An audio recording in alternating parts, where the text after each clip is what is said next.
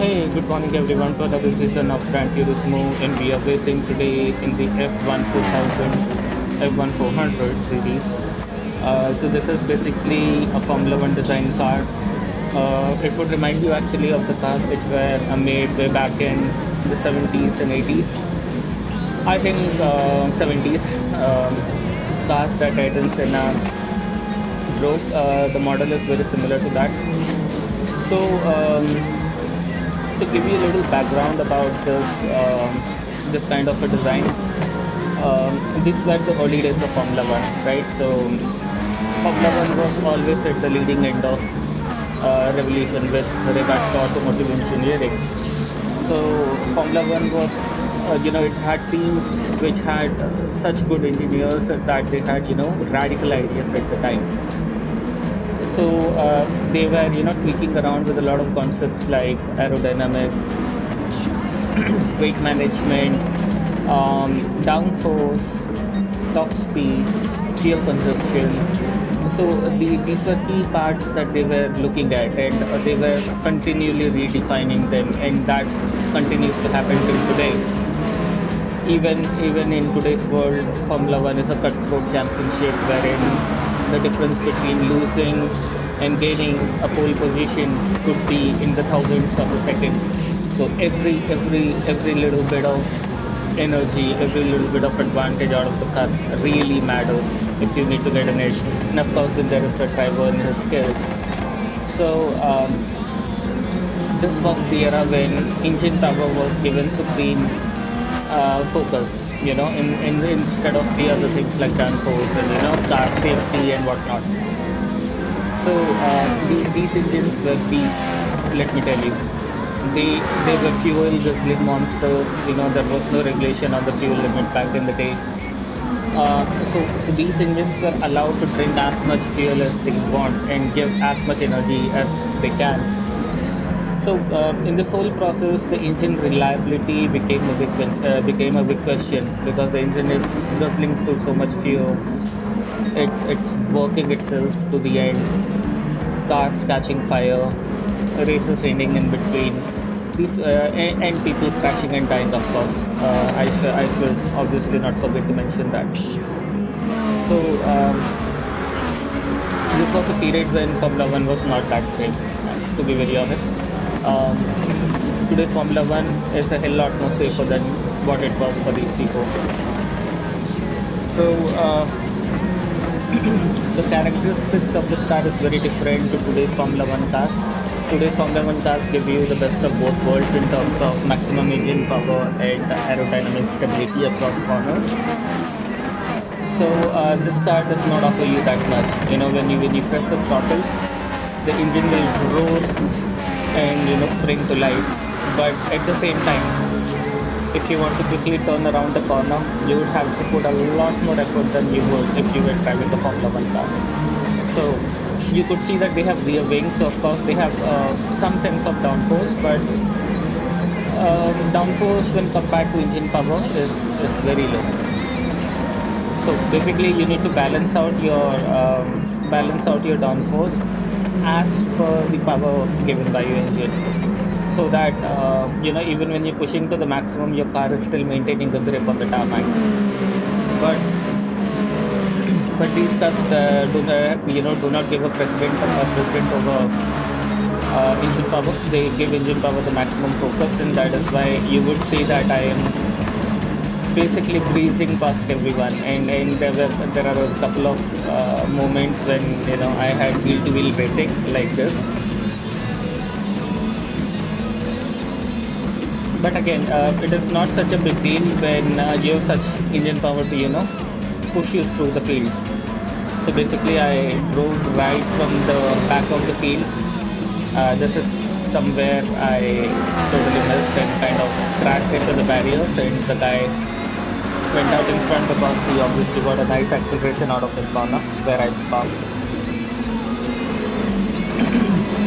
So we are taking it in turns to switch the leads, and I am not giving it any inch of space to the opponent behind. The AI is pretty decent on this entire game. the difficulty level of the AI will change as per the difficulty level you've selected for a certain championship. So this championship is selected at a difficulty of professional. And then there is the next level, which is endurance, in which you need to be precise and you will need to do the long run. So this is not exactly a long run, it's a 10 lap race, and this should be easy for me to get through without, physically exerting myself. Because even though you're driving the sim, there is still a lot of focus involved, there is still a lot of concentration with regards to throttles and brakes. Your eyes are peeled out, you're staring at the screen like a madman. So this race is not that hard. And I'm kind of enjoying that race because these cars were fun to drive. They had a very different sense of balance and feel. I've just got my Sony headset, so and they give me the exact engine sound that I should be expecting at a given RPM. I can basically make out when the engine is starting to brake when I left my put out my throttle. So you can make very fine judgments, and you can brake as perfectly as you can across all the corners. You can try to take the shortest corner out, as you could see. So I've got a very nice exit, and I'm in the third position, and I have gained a very fractional small number of seconds. This is one turn which is the most difficult turn in the entire circuit. So there is there is the straight line from where you start your race, but it's a rolling start anyways in this case. Then there is a real big dip. You see a high in from the Francorchamps, and the Euro is the highest elevation point. When you climb the 13 stories within a span of half a second, probably. But this is the same kind of a dip. It's the same kind of elevation, but it's not exactly an elevation, it's a dip. So suddenly you're dipping downwards, and then you're always also having to take a right while you're dipping down. So see, anything when done in a straight road is easy enough to manage, but when the road is turning and dipping, then it's a big thing to manage. Like you just saw here, I just dipped my tires into the gravel, and I was finding it on the edge, I would say. It's not exactly very easy, it's not exactly very hard, it's somewhere in between. So I'm continually trying to find out the perfect line, and this time I managed to find one. I'm taking a turn, so take wide turns and short turns, and that's giving me advantage in speed. So I've gained 240th of a second in that particular sector. So here also I braked early, and now I've gained 500th of a second, almost 600th of a second, I would say. So now I've again lost some time there. Now I'm back to 379 of a second, probably. Let us see if with the end of the lap we manage to gain some respectable advantage, because I was not looking at the lap times at this moment. I was just focused, and yes, we have gained 700th of a second on sector 3. So this is the last part of the lap. If I get a good exit out of this, I should be able to gain a little more. If not, oh yes, I gained a full second.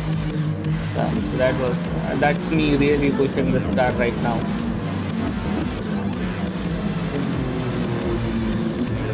So in some races they make the game race in such a manner. Again, we've got 500th of a second lead in the first sector alone. So they designed the game in such a way that you're right at the back of the field, and the guy who's at the very front, he's basically, what do you call it? He has a big advantage on you already. And again, you're making all these errors in between, trying to find out the right balance and, settling yourself in. But you don't have a big window to do that. You only have a couple of laps to get it all drilled in. And by that time, you're done making all those mistakes and losing valuable lap time. The guy in the front already has a huge advantage on you. So unless you buck up right at the correct time and you start gaining, on people ahead of you, you're not going to be making it to the end and catching a pole. So right now, I made a lot of mistakes in between. But again, I am still gaining a second every single lap. So I'm setting new sector times on every single lap, and still we are on lap 9. So we have 2 laps to go. The first lap is this. Alright, so right now I'm pushing to get close to the guy in the second. But now I've lost 200 of a second on that turn, on that sector, I would say.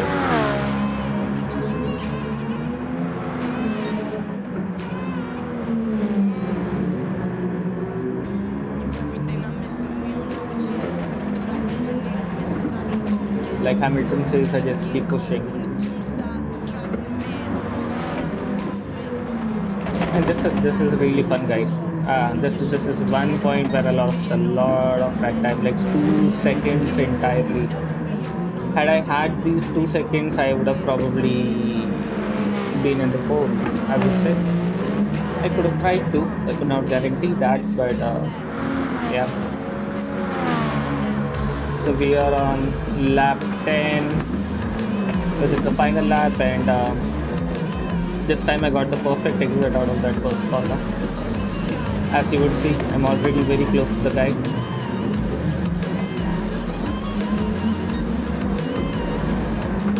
So this was a late braking, but the guy in the front stayed in front.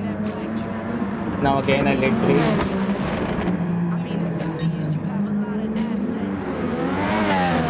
But in the whole point of racing one another, we have already lost 300th of a second, and the guy in front is actually around 4 seconds ahead of me. So yeah.